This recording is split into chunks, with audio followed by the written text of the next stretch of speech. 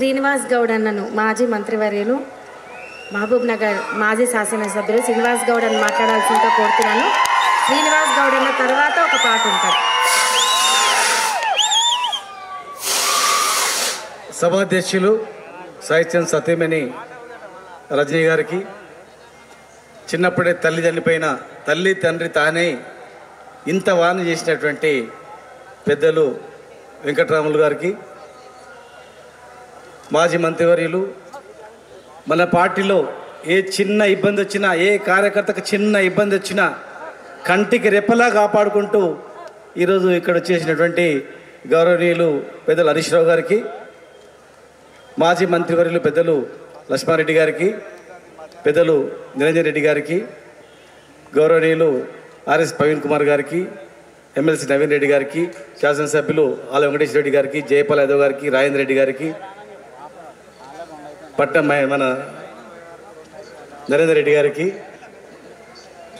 ఆలేరు నుంచి ఎంతో దూరమైన ఎంతో ప్రేమతో ఇక్కడ వచ్చినటువంటి సునీత లక్ష్మారెడ్డి గారికి, ఇంతియాజ్ గారికి, సునీత మహేందర్ రెడ్డి గారికి, ఇంతియాజ్ గారికి, మా శాట్ చైర్మన్ వెంకటేశ్వర రెడ్డి గారికి, పెద్దలు మా అన్న చిట్టెం రామారెడ్డి గారికి, ఎర్రల శ్రీనివాస్ గారికి, హనుమంత నాయుడు గారికి, శ్రీనివాస్ యాదవ్ గారికి, అందరికీ పేరు పేరు నమస్కారం. సాయి చంద్ గురించి చెప్పాలంటే తమ్ముని గురించి ఇక్కడ ఉన్న వాళ్ళకు ఒక్కరోజు చెప్పగలుగుతారు. ఆయన గురించి దినమంతా చెప్పినా కూడా ఓడవదు ఆయన వచ్చేట. నాకు ఆయనకున్నటువంటి చిన్న 2-3 సంబంధాలు. మేము తెలంగాణ ఉద్యమంలో 2003, 2004 నుంచి డైరీ ప్రోగ్రాంలు పెట్టేది. అట్లా జనవరి నుంచి జూన్ వరకు నడిపేది. ఎంతోమంది కళాకారులను, ఎంతోమంది వాళ్ళను బ్యాచ్లు నుంచి నడిపించేది. కానీ సాయి చంద్ వచ్చిన తర్వాత, ఇందులో ప్రవేశించిన తర్వాత ఒక్క సాయి చంద్ వస్తే చాలని సాయి చంద్ డేట్ తీసుకునేది. తమ్ముడు నీకు ఏ డేట్ చెప్పు, 6 తారీఖు 5 తారీఖు ఆయన డేట్లు తీసుకొని డిపార్ట్మెంట్ వారిగా పిలుచుకొని ఆయన వచ్చిండంటే ఇక అది 100% సక్సెస్. ఒక మాట చెప్పాలంటే ఇలా ఆయన ఉండింటే, ఎలక్షన్లో ఉండింటే చాలామంది నా దగ్గర అంటారు, అన్న సాయి చంద్ పోయినందుకు కూడా మనం ఓడిపోయినామన్నా, లేకుంటే గెలుస్తుంటేనా అని చెప్పి. ఎందుకు తెలుసా, చాలా చిన్న కొంతమంది ఈజీ తీసుకుంటారు. అబద్ధాలు, ఇవి అబద్ధాలు అని చెప్పే ఒకే ఒక శక్తి సాయి చంద్లో ఉంది. లక్షలాది మందికి ఒకటేసారి వాళ్ళు 4,000 ఎట్లిస్తారా, ప్రతి కూలికి 2,000 ఎట్లిస్తారా, మన జీవితాలు ఆగమైతారా అని ప్రజలకు ఒక్క మీటింగ్లో కేసీఆర్ గారు వచ్చే లోపల ఇవన్నీ చెప్తే ఆ హామీలన్నీ ఉట్టివేరా అని చెప్పి ఒక సాయి చంద్ చెప్తే నమ్మేవాళ్ళు. ఆయన లేని లోటు కూడా మన పార్టీకి తీరని లోటు. వాస్తవంగా చెప్పాలంటే కేసీఆర్ గారు ఆయన ఎంతో పెద్దగా చూడాలనుండే. చాలామంది నేను ప్రత్యక్షంగా ఒకరోజు నాకు ఫోన్ చేసిండు, సార్ సాయి చంద్ని తమ్ముడిని ఎమ్మెల్సీని చేద్దాం, మీరేం చేస్తావో తెలియదు తమ్మి అని చెప్పిండు. సాయి చంద్ పిలుచుకున్నా. నేను సాయి చంద్ మహబూబ్ నగర్ పోయినాం, క్యాంప్ ఎట్లా పెడదాం ఎక్కడ పెడదామని చెప్పి ఇద్దరం కలిసి వస్తుంటే కరెక్ట్ అగ్రికల్చర్ యూనివర్సిటీ దాటగానే సార్ ఫోన్ వచ్చింది. తమ్మి ఒక 2-3 వచ్చిండ్రు, ఏదో చెప్తుండ్రు, మరి నిజంగా తమ్ముడు ఏమైనా ఓడిపోతే కష్టమవుతుంది, ఆయనను డైరెక్ట్ నామినేట్ చేద్దాం, లేకపోతే ప్రజలు ఓట్లు వేసేదాన్ని నిలబెడదాం, అప్పటి వరకు మనం మంచిగా హోదా ఇద్దాం, చైర్మన్ ఇద్దాం, ఇమ్మీడియట్గా వస్తున్నా సార్ అని చెప్పి సాయి చంద్ చెప్పి దింపి నేను అటు సార్కు చెప్పిన. కార్పొరేషన్ చైర్మన్ ఇచ్చింది క్యాబినెట్ ర్యాంక్తో.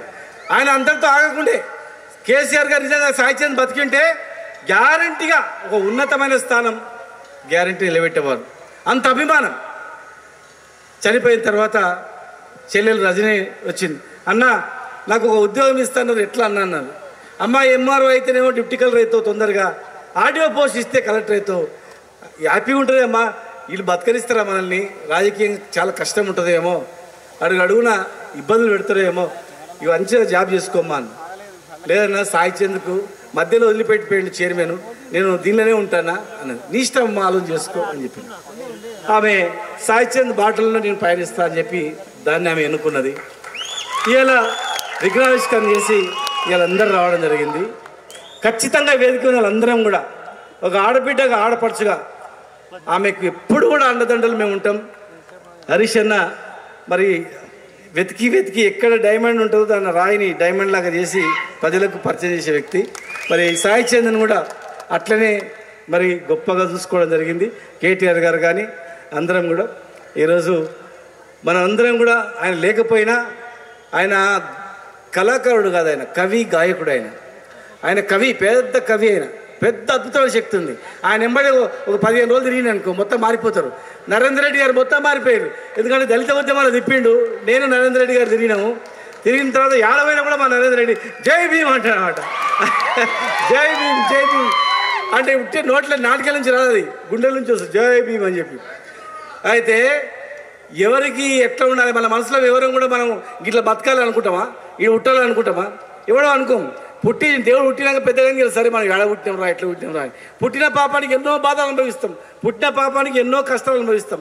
కానీ మంచి వ్యక్తులు ఉంటారు, ఆదరిస్తారు. వీళ్ళు ఖచ్చితంగా కూడా ఇలా మంచి వ్యక్తులు మెలిగినరు, మంచి వ్యక్తులు ఉన్నారు ఇక్కడ. అందరు ఏ కులం కావచ్చు ఇక్కడ ఉన్న వాళ్ళది, అందరిది ఒకటే కులం. మంచోడు ఉంటే ఎంకరేజ్ చేసి వాళ్ళకు పైకి తీసుకురావడం తప్పని తప్ప ఏం లేదు. భవిష్యత్తులో ఖచ్చితంగా సాయి చంద్కి ఆశయాలు అనుకుందాం, నడిపిద్దాం. జిల్లా ఖచ్చితంగా ఇంకా డెవలప్ చేసేది ఉంది. అందరం కూడా మోసపోయి ఏడో చూసినా అడుగున హరిశన్ వస్తుంటే అన్నా మళ్ళీ మీరే వస్తారు, అన్నా మీరే వస్తారు. ఎవరు చూసినా కానీ ముఖం చూడగానే మీరే సార్. మరి అట్లాని మాయలు ఉండొద్దు, అప్రమత్తంగా ఉండాలి. ఎవరు భయపడద్దు, కేసులకు భయపడద్దు. కేసులకు భయపడితే తెలంగాణ వచ్చేది కాదు. కేసులు పెట్టిన ప్రాణాలకే భయపడేటువంటి రక్తం తెలంగాణ గడ్డకు ఉంది.